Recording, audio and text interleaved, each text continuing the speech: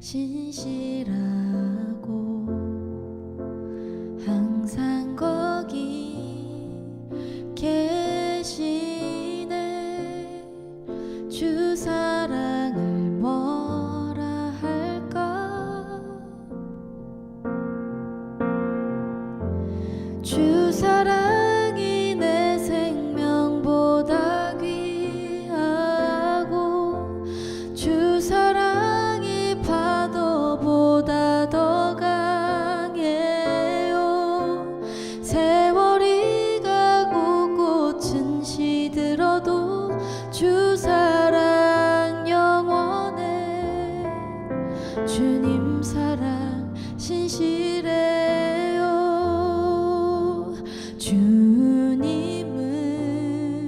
신실하고 항상 거기 계시네. 주 사랑을 뭐라 할까?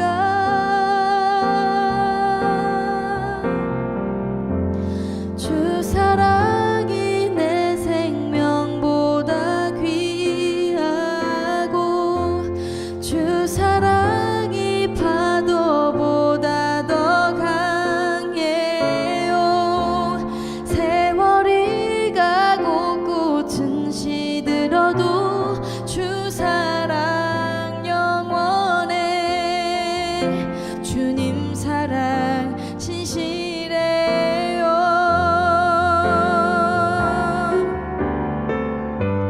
주 사랑이 내 생명보다 귀하고 주 사랑이 파도보다 더 강해요.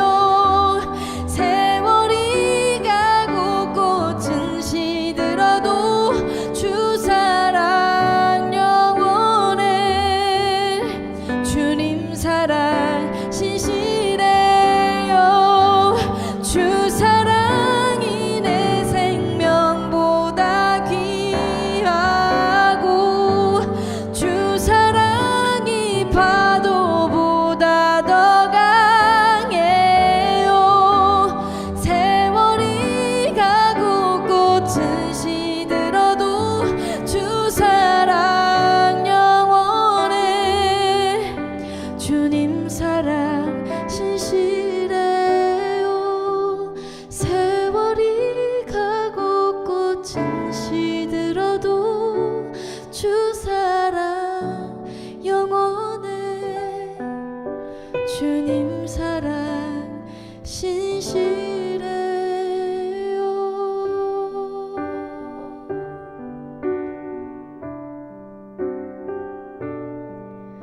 주님 사랑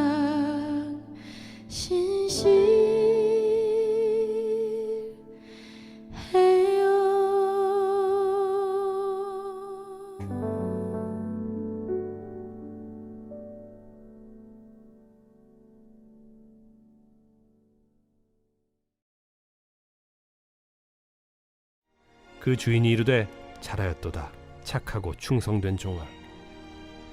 네가 적은 일에 충성하였음에 내가 많은 것을 네게 맡기리니 네 주인의 즐거움에 참여할지어다 하고, 한 달란트 받았던 자는 와서 이르되 주인이여, 당신은 굳은 사람이라 심지 않은 데서 거두고 해치지 않은 데서 모으는 줄을 내가 알았으므로 두려워하여 나가서 당신의 달란트를 땅에 감춰두었었나이다. 보소서, 당신의 것을 가지셨나이다. 그 주인이 대답하여 이르되 악하고 게으른 종아, 나는 심지 않는 데서 거두고 해치지 않은 데서 모으는 줄로 네가 알았느냐? 그러면 네가 마땅히 내 돈을 취리하는 자들에게나 맡겼다가 내가 돌아와서 내 원금과 이자를 받게 하였을 것이니라 하고, 그에게서 그 한 달란트를 빼앗아 10달란트 가진 자에게 주라. 무릇 있는 자는 받아 풍족하게 되고 없는 자는 그 있는 것까지 빼앗기리라. 이 무익한 종을 바깥 어두운 데로 내쫓으라. 거기서 슬피 울며 이를 갈리라 하니라.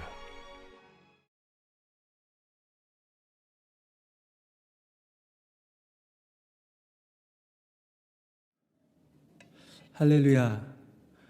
올해는 성탄절이 지나자마자 마지막 주일 송년주일을 맞이하게 되었습니다. 하나님 앞에 한 해를 결산하는 그런 시간이죠. 2021년 너무나도 힘겨웠던 한 해였습니다. 그러나 모진 고난 속에서도 하나님은 변함없이 우리를 지켜주셨고 우리들을 축복해 주셨습니다. 이 시간 하나님께서 한 해 동안 베풀어 주신 은혜들을 생각하면서 과연 우리는 그 은혜에 합당하게 살아왔는가? 나 자신의 신앙을 돌아보고 결산하는 그런 시간이 되기를 원합니다. 오늘 성경에 결산하는 이야기가 나옵니다. 우리가 너무나도 잘 아는 달란트 비유의 말씀입니다.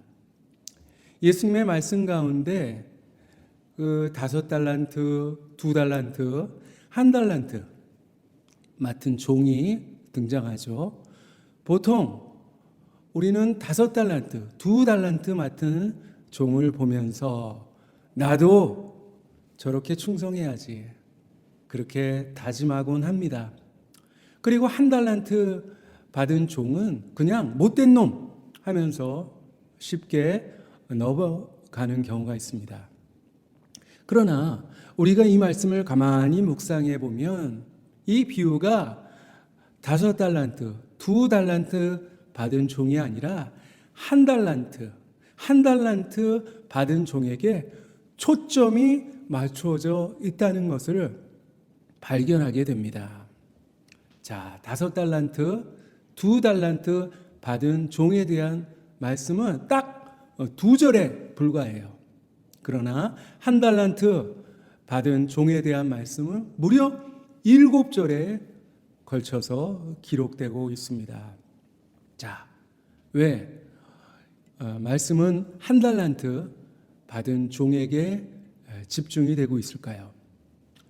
왜 예수님께서는 많이 남긴 종이 아니라 하나도 못 남긴 종에게 더 비중을 두어서 오늘 이 말씀을 하시는 것일까요? 안타깝지만 우리 그리스도인들 가운데 물론 착하고 충성된 그런 그리스도인들도 많이 있어요.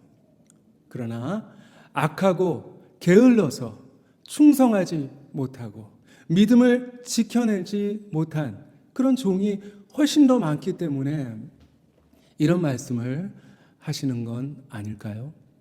여러분의 신앙의 모습은 어떻습니까? 과연 어떤 종의 모습과 더 닮아 있습니까? 오늘 이 말씀을 통해서 1달란트 받은 종이 왜 불행하게 되었는가? 그것을 함께 우리가 묵상해 보고 정말 하나님이 기뻐하시는 착하고 충성된 그런 종의 모습으로 주님께 상급받는 그런 그리스도인으로 서기를 다짐하는 그런 시간이 되었으면 좋겠습니다. 자, 여러분 5달란트, 2달란트 받은 종은 받은 만큼 남겼습니다. 그래서 주인에게 칭찬과 상급을 받았죠. 잘하였도다 착하고 충성된 종아, 내가 적은 일에 충성하였음에 내가 많은 것을 맡기리니 내 주인의 즐거움에 참여할지어다. 자, 그러나 1달란트 받은 종은 악하고 게으른 종아, 그런 책망을 받았습니다. 그리고 주어졌던 1달란트마저 빼앗겼어요. 그리고 바깥 어두운 데로 쫓겨나서 그곳에서 후회하며 일을 가는 그런 신세가 되었다. 오늘 말씀하고 있습니다. 과연 이 종이 이렇게 불행하게 된 그 이유가 과연 무엇일까요? 자, 우선 그에게는 잘못된 편견이 있었어요. 주인이 돌아와서 이제 남긴 것을 요구했을 때 종이 뭐라 그랬죠? 24절에 보니까 주인이여 당신은 굳은 사람이라 그렇게 이야기합니다. 아니 적반하장도 유분수지 오히려 주인에게 따지고 있는 거예요. 여기서 굳은 스클레로스라는 단어는 아주 포악하다, 거칠다 그런 의미를 가지고 있다고 합니다. 주인을 오해했어요. 심지 않고 거두고 해치지 않은 데서 모으는 아주 인색하고 냉정한 그런 파렴치한으로 비난하고 있는 것입니다. 자, 그러면 도대체 왜 그가 주인을 이렇게 생각하게 되었을까요? 다른 종들에게는 2달란트, 5달란트 이렇게 많이 맡겼는데 자기에게는 딱 1달란트밖에 맡기지 않는 주인을 보면서 아마도 이렇게 생각했던 것 같습니다. 아니, 왜 나에게는 이것밖에 주지 않는 거야? 응? 사람 차별하는 거야? 날 무시하는 게 틀림없어. 불공평해. 그렇게 잘못된 편견에 사로잡혀서 주인을 오해하게 되었던 것입니다. 자, 그런데 정말 주인이 이 종을 무시했을까요? 굳은 사람이기 때문에 사람을 차별했을까요? 아닙니다. 오늘 15절 말씀 가운데 각각 그 재능대로 주었다. 그렇게 말씀하고 있어요. 능력에 맞게 너무 모자라지도 않고 너무 부담되지도 않은 선에서 아주 적당한 것을 맡겼다라는 것입니다. 그런데 그 사실도 알지 못하고 오히려 주인의 인격을 매도하고 있는 것이죠. 여러분, 편견은 이를 그르칩니다. 편견이란 한쪽으로 치우친 생각입니다. 그저 자기 입장에서만 보고 판단하는 것, 그것이 바로 편견이죠. 자기 기준에서, 자기 관점에서만 바라보는 것. 그저 내 마음에 들면 좋은 것이고 내 마음에 들지 않는 것은 다 잘못된 것이다 라고 생각하는 것입니다. 여러분, 우리가 자기 관점에서만 바라보게 되면 신앙생활에 실패하게 되는 거예요. 자기 뜻, 자기 입장에만 사로잡혀 버리면 하나님에 대해서도 편견을 가지게 되고 하나님 불공평합니다 이렇게 불평하고 원망으로 가득 찬 그런 불행한 인생을 살아갈 수밖에 없습니다. 여러분, 비록 우리가 이해하지 못할지라도 주님은 나보다 나를 더 사랑하시고 나를 향해 놀라운 계획으로 나를 인도하고 계십니다. 내 마음에 들지 않고 내 눈에 차지 않을지라도 그리 아니하실지라도 감사하고 그럼에도 불구하고 기뻐하고 만족하는 그런 충성스러운 주님의 자녀가 되시기를 바랍니다. 자, 오늘 또한 1달란트 맡은 분 너무 소극적이었어요. 25절에 보면 두려워하여 나가서 당신의 달란트를 땅에 감추어 두었습니다. 너무 두려웠습니다. 그렇게 고백하고 있습니다. 무엇이 두려웠을까요? 이거 장사하다가 손해를 보는 건 아닐까? 무턱대고 덤볐다가 실패하면 어떻게 하지? 겁이 덜컥 났어요. 그런데 여러분, 실패를 두려워하면 아무 일도 할 수가 없어요. 두려워서 시도조차 하지 않는 사람은 이미 실패한 거예요. 넘어지기 두려워서 일어서지 않으면 걸을 수가 없죠. 잡초가 두려워서 심지 않으면 거둘 수가 없는 것입니다. 손해가 두려워서 장사하지 않으면 남길 수가 없겠죠. 목회하면서 어떤 교인들은 다른 사람들의 비난이 두려워서 혹은 마음에 상처를 받을까 봐 교회에서 열심히 봉사하지 않는 그런 분들을 볼 수가 있었어요. 내가 하다 잘못할 바엔 차라리 아무것도 하지 않겠습니다. 그렇게 이야기를 합니다. 비난이 두렵고 실수가 두렵고 상처가 두려워서 그냥 가만히 있는다면 여러분, 주님께 받을 상급은 아무것도 없는 것입니다. 사람들은 늘 실수하고 실패하게 되어 있어요. 실패하지 않으면 사람이 아니에요. 성경의 인물을 보세요.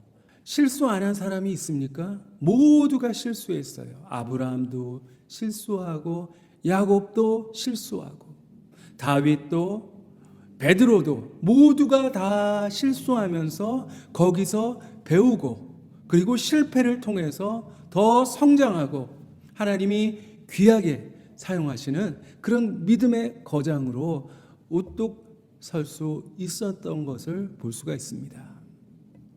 여러분, 세상 일은 적당히 안일하게 할 수 있을지 모르겠어요. 그러나 우리가 주님을 섬기는 것은 그럴 수 없습니다. 내 마음을 다하고 목숨을 다하고 뜻을 다하여 주 너의 하나님을 사랑하라 말씀하셨습니다. 만약 한 달란트 받은 종이 장사를 하다가 혹시 잘못해서 망했다면 주인이 그에게 뭐라고 했을까요? 아마 이렇게 이야기했을 것입니다. 아, 그래도 참 수고했구나. 좋다. 내가 기회를 한 번 더 줄 테니 다시 한번 해봐라. 아마 그렇게 이야기하지 않았을까요? 여러분, 실패를 두려워하지 마세요. 상처받는 것, 손해보는 것도 겁내지 마세요. 내가 주님을 위해서라면 내 모든 것을 바쳐보겠다 라는 그런 마음으로 더 적극적으로 도전하고 더 힘껏 부딪힐 때 우리는 주님이 주시는 아름다운 상급의 주인공이 될 것입니다. 여러분, 결정적으로 이 종이 불행하게 된 원인이 있어요. 바로 게으름 때문입니다. 26절에 보면 주인이 이 종을 책망합니다. 이 악하고 게으른 종아. 자, 그런데 여기서 악함과 게으름을 동일시하고 있는 것을 보게 됩니다. 좀 심하다고 생각이 되지 않습니까? 그래도 한 달란트마저 다 잃어버리거나 가지고 도망갈 수 있었는데 순진하게 본전은 가지고 왔잖아요. 그런데 게으르면 게을렀지 왜 악하다고 그렇게 이야기했을까요? 우리는 보통 게으름은 죄로 여기지 않는 경우가 있어요. 뭐 그럴 수도 있지 그렇게 생각합니다. 그러나 여러분, 초대교회에서 금지했던 7대 죄악 가운데 하나가 바로 게으름이었습니다. 우리 영혼이 파멸에 이르게 하는 아주 무서운 습관이 게으름입니다. 역사를 보면 왕을 살해할 때 두 가지 방법을 사용한 것을 보게 됩니다. 첫째는 자객을 보내서 아주 단칼에 죽이는 그런 방법이 있고요. 두 번째는 음식에 아주 조금씩 독을 집어넣어서 왕으로 하여금 서서히 죽게 하는 그런 방법이 있어요. 바로 게으름이 우리를 서서히 죽게 합니다. 우리 믿음이 정말 서서히 말라가게 하는 것입니다. 지식이 부족해서 혹은 능력이 모자라서 못하는 것은 어쩔 수가 없어요. 그러나 지식도 있고 능력도 있는데 단지 게을러서 우리가 주의 일을 그르친다면 주님께 책망을 면할 수가 없는 것입니다. 게으른 사람은 발전이 없고 결코 생산적인 그런 삶을 살 수가 없습니다. 그래서 윌리엄 바클레이는 이렇게 기도했다고 합니다. 오 하나님, 제 일을 담당하는 데 필요한 에너지를 오늘 제게 주소서. 제 일을 잘 수행하는 데 필요한 근면을 주소서.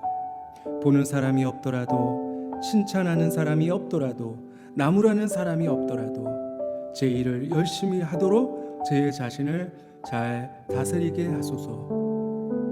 예절과 사려 깊음을 주셔서 다른 사람들과 함께 살고 함께 일하기에 편안케 하소서. 오늘 살 때 제가 어디 있든지 이 세계를 보다 더 행복한 곳으로 만들 수 있도록 도와주소서. 여러분, 성경에 예수님께서 하신 마지막 말씀이 무엇인지 아십니까? 요한계시록 22장에 보면 이제 모든 묵시가 다 막을 내리면서 예수님께서 이렇게 말씀하십니다. 보라, 내가 속히 오리니 내가 줄 상이 내게 있어 각 사람에게 그의 일한 대로 갚아주리라. 자, 언젠가 우리 인생 전체가 결산될 날이 있다는 것을 여러분 기억하세요. 속히 오시겠다 말씀하셨습니다. 여러분, 주님 언제 오실지 우리는 알 수가 없습니다. 우리 인생은 그렇게 생각만큼 길지가 않아요.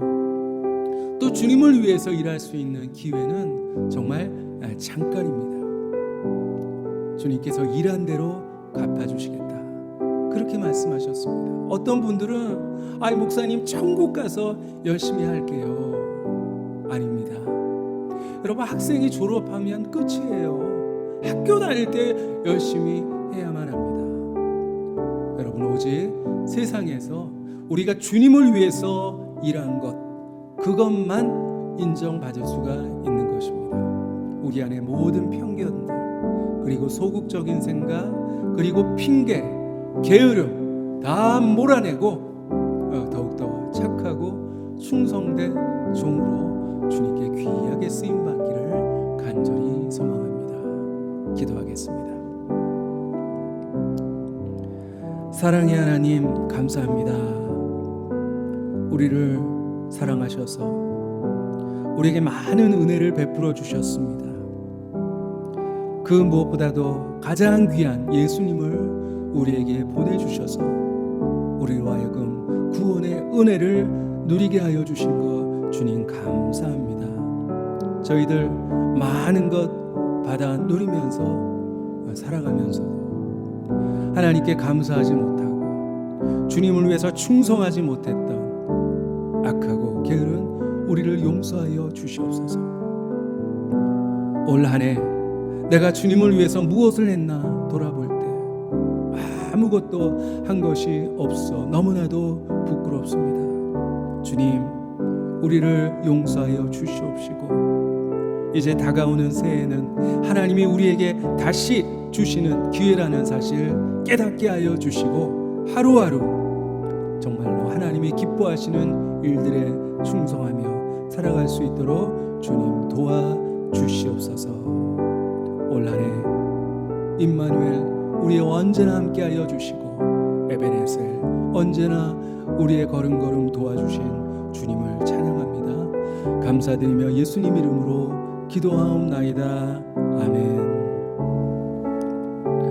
이제는 예수 그리스도의 은혜와 하나님의 사랑과 성령님의 교통하심이 지난 한 해를 돌아보며 하나님께서 우리에게 베푸신 은혜를 깊이 감사하고 그리고 하나님께서 우리에게 맡겨주신 것들 그것들이 무엇인지 잘 헤아려서 더욱더 하나님 앞에 충성스러운 모습으로 섬기는 자 되기를 다짐하는 우리 사랑하는 모든 교우들 머리 위에 이제부터 영원히 항상 함께 하시기를 간절히 축원하옵나이다. 아멘.